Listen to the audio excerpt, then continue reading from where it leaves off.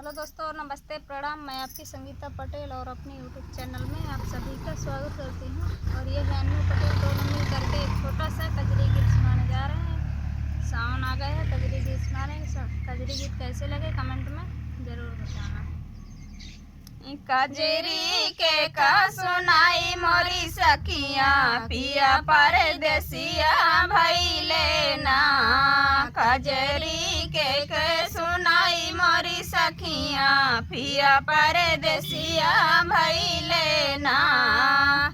सोने की थाली में जवना परोस्यो, सोने की थाली में जवना परोस्यो, जवना के जवाई मोरी सखिया पिया परदेसिया भइले ना।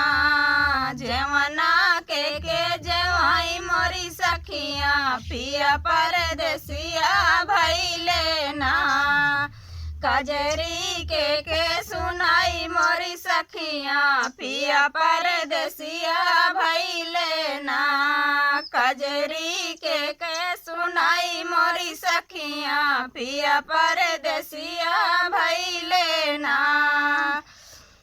झंझरा ने गेड़ुआ गंगा जल पानी, झंझरा ने गेड़ुआ गंगा जल पानी, गेड़ुला के घुटाई मोरी सखिया पिया परदेसिया भइले ना।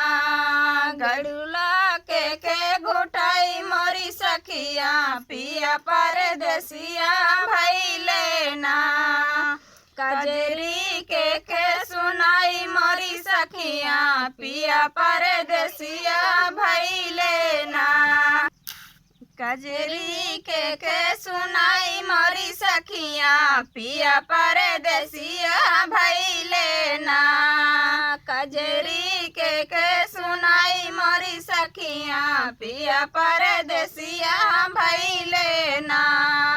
लौंगा इलायची कबीरा लगायो, लौंगा इलायची कबीरा लगायो, बिरिया के रचाई मोरी सखिया पिया परदेसिया भइले ना। बिरिया के रचाई मोरी सखिया पिया परदेसिया भइले ना।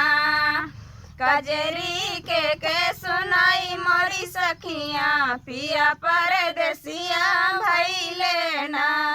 कजरी के सुनाई मोरी सखिया पिया परदेसिया भइले ना।